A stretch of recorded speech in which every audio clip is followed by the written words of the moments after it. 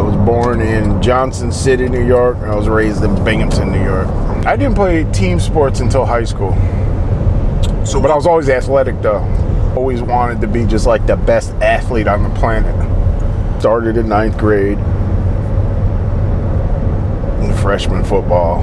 I was embarrassed so bad my junior year. I promised, I made a promise to myself, nobody else. I made a promise to myself that I would never be embarrassed like that again.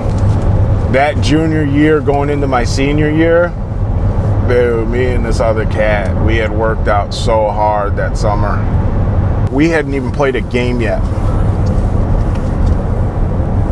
And one of the coaches had said that I was the type of player that was going to cost them games, and basically I was a piece of shit and this blah blah blah. Why was he saying this? Because he's going on the year. Yeah, he was going on the year before.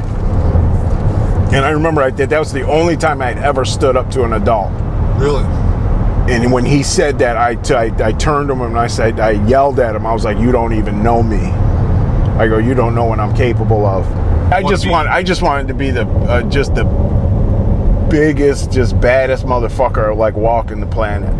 Okay. Like I just wanted to be huge. I always wanted to be huge. Become friends with these couple years, maybe like 2-3 years older, and they're playing semi-pro football. So I was like, shit, I'm 300 pounds solid. I want to play football. So I go down with them. First year, I get my ass totally kicked. Because you got to think, I'm 18, 19 years old playing with grown men who played in the NFL. I sign up, blah, blah, blah, blah, blah. First season, I'm going from playing with grown men to playing with like 17, 18, 19-year-old kids. And I'm just destroying everybody. So I got recruited from every school in the country, but we had to check my eligibility because schools were asking. So it was the week we were getting ready to leave, and I remember coach came and he was just like, "I got bad news." He's like, "When you went to community college out of high school, it started your clock for Division I." And he saw it in my face, and dude, I just wanted to start. But like it was like somebody had just shot me. And it just took all the wind out of my sails. My girlfriend was pregnant, and I had gained like 30 pounds, and I was just horrible. Were you kind of depressed? I mean, was that why? I actually think I was. Now that I look at it, I actually think I was like kind of like mildly depressed because everything had just crumbled. Like I had built stuff, like everything was just so like going so well, and then it just like went to shit. What is it like having a kid at that age? Dude, it is fucking frightening. And you got married, or you don't get married? We actually got married before she delivered. Juvenile detention center, a maximum detention center. Okay. So I asked him, he was like, "Hey man, you want a job? This state job, state benefits, great, blah, blah, blah." I go up, I apply, I get the job. So I start playing semi-pro again for a local team. So I'm not traveling, like an hour away just to play. So I'm playing at home. But it's just something to do. I'm not expecting to go pro off of it. I don't expect to do anything off of it. Just being athletic. Okay. So I think I'm 2 years into my job, and I'm driving to work one day. I'm flying up this mountain, like these back country roads, and I come around this turn, and it's I just see it's like a sheet of ice and snow. So I take my foot off the gas. The ass end goes one way, I correct it. Ass end goes back around, I correct it again. And I just see a whole like bank of trees. And I remember saying to myself, I go, this is gonna fucking hurt. And I held onto the steering wheel and hit a tree, hit a couple trees, probably doing like 60, like 55, 60 miles an hour. So I spun, hit another tree, came to a rest, and there was a 30-foot embankment.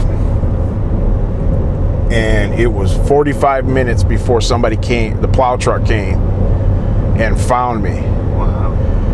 And I had shattered, it had thrown me into the back seat, and I was looking out the back window. I was in my son's car seat. I had one knee in my son's car seat, and the other knee was pinned between the door and the seat. And I just remember I was going, oh shit, oh shit. And I was trying to pull my leg and something, it wouldn't move. And I'm like, what is that crunching? So I laid down in the back seat, and I pulled my leg out, and I had my boots on, they were unlaced. So I pulled my pant leg, and my leg fell completely the opposite way. So I was looking at my heel. So I took my leg, put it back over, and I just laid there for 45 minutes. The plow truck guy came. I think my sister sent him a thank you card. But he came and he's like, are you okay? And I'm like, dude, I go, can you just please hold my leg up? Because I had to tighten to keep it from the bones from falling into my groin. So I had to like flex for 45 minutes. It shattered my femur into like 9 pieces. How long were you recovering? About a year and a half. I still have a 22-inch titanium rod in my femur. He rehabbed me like a pro athlete. Okay. Like he had me in this pool, he had me running, he had me doing all kinds of stuff. And I healed well. Dude, I lost weight. I got in like probably one of the other than fighting, the best shape of my life. I just wanted to fight everybody. Really? I was just angry. I had an overload of fucking testosterone. So I used to watch. I started watching UFC 1 when it came out. But I was still playing football. So I wasn't like really concerned with fighting. Yeah, well, but it was something I always thought I wanted to do. I thought it was like that was like the ultimate test. And that's one thing I was always scared of. Losing a fight. I wanted to fight. Because actually I had seen it later on in life. And I was just like, dude, I could probably beat half of those dudes. His was American kickboxing, but he had grappling. Okay. So they remember Grappling magazine was out at the time. It was kind of like that black belt magazine. Okay. So I was getting those and looking to study it, getting real, submersed into it. What is the training doing for you? I mean, is it changing you at all? It actually is. It's actually calming me down to a certain extent. It's I don't know. It was an outlet. It gave me purpose again. I think at that time, I thought I was a badass because I'm training. I could beat up probably 90% of the population, and those guys like that. That was a real jiu-jitsu school. Okay. Tai Chi Jiu-Jitsu in Syracuse, and I mean they just put the beating on us. And from that point on, I would drive. You started going there? Yeah, I started going. Started driving an hour one way just to train. So how long altogether were you training before you decided to take a fight? About a year. It was Mass Destruction 6. But it was open hand. Okay. We weren't allowed to punch. But you could do, submissions and slaps. Like how much money was this? Slap fighting. It was absolutely free. That was probably one of the fights I was the most confident in. Because I didn't know, there was no expectation. You know what I mean? It was just like, yeah, all right, we're here to fight. All right, let's go. It was the first time I had ever won anything by myself. Everything else had always been like with 40 other guys or 10 other guys. This was the first time I had ever won anything by myself. We would just pile in a car, and the guy was just like, "Hey, I got some guys that want you to fight." Were you getting paid for those? No. So why were you taking those? Because I just wanted to fight. I was just the whole idea of fighting was just fun. The UFC wasn't a goal of mine. My goal was to get to Japan. Because I thought Japan was like the ultimate, like, you can't get any higher than that. I mean, I still had my business in New York, but it wasn't until I took a trip to Las Vegas that I really wanted to fight full time. I had 2 jobs and I was training full time at the combat club, and that was my first loss. And so I go back upstairs, and I remember calling my ex-wife, and I told her I lost, and instead of consoling me, she was just like, "Well, that was a waste of time." Wow. And then I turned the TV on, and The Smashing Machine is on. That documentary about Mark Kerr, dude, I wanted to put a bullet in my face. It was serious. I think it was seriously depressing. Like it made me train. I trained harder. That's when I was just like, I got to take this to, like, I really got to start training, like, you know, as like a fight. It wasn't a ton of money. Yeah. There was no money in it. So it was like, you're either going to fight or you're just going to train. There was no, I mean, there was no money in it at the time. So going in, knowing that you're the underdog, that good chance you may not win, that you might even get fucked up. Yeah, there's always a puncher's chance. There's always a puncher's chance. Okay. What do you think all the reasons for fighting? Like, why were you doing it? I didn't know who I was. I think I was trying to find out who I was. If I was a bully. I think I like. It may sound weird, but I think I did wrong things in my life. I did bad things, and it was kind of like me punishing myself, getting beat up, because I used to like that feeling. Even in sparring. Yeah, sparring, dude. It was. You know how they say people get runner's high. I used to get like a puncher's high. Like, I'd be so high after practice, like it felt so good. Like somebody just like socking, like beating the shit out of you. Yeah. How many times were you knocked unconscious in either a fight or training?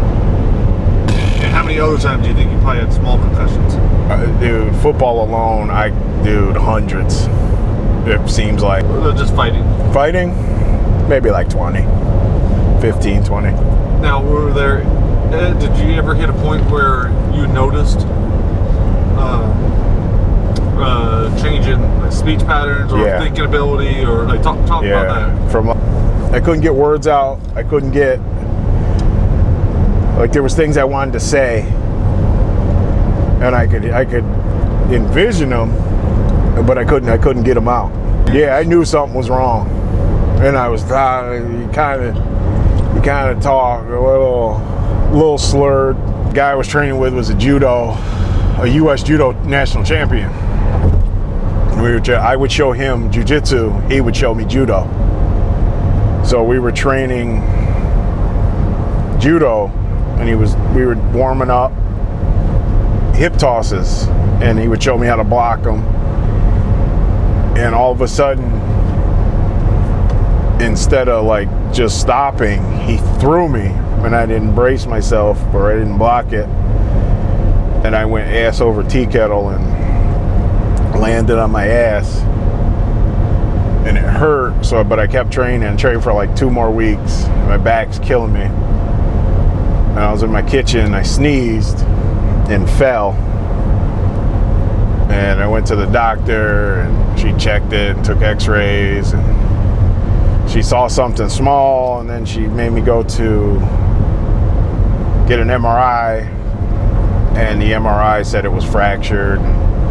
I had compressed my L5 and S1, and they're completely like just destroyed now. And that was the end of the fighting career. So, I mean, was that hard to accept, or were you just like, did you just say, okay, I'm done? Hey, dude, I probably just got over that maybe a year ago. That I'm not like the fighting days are done. I mean, I've talked to you about it, starting fighting back. Oh man, I want to get back into it. Blah blah blah. I think it's just it has something to do with where you are in your life at that certain time. Because now, like, I'm totally cool with, like, I know I can never fight again. I don't want to fight, but like if I wanted to do jiu-jitsu, I'd be cool with it. You know what I mean? But we were just at some fights the other night, and if they had said, "Fuck, pay someone right now," or not even pay, but if they said, "Hey, we really need someone to fight," you wouldn't be tempted to have jumped in there, even with no training. Like, oh yeah, I woulda. Well, but that's I'm not actively seeking it out. But if it popped in your lap, then you go. So I mean, I think part of you still definitely misses. Yeah, you definitely miss it. But dude, there's no freaking way, dude. I mean, my back is done. But I get procedures done on them, and it's still. I don't know if surgery is the next option or what, but. Okay, so pretty much a lifelong injury. Yeah. Like, the amount of money made or lost, the fucking injuries you've sustained, everything that's happened, like, would you do it all over again? Yeah. Like, is it a positive experience still? Yeah, I wouldn't trade it for. I have better memories with fighting than I did with football. And I love football.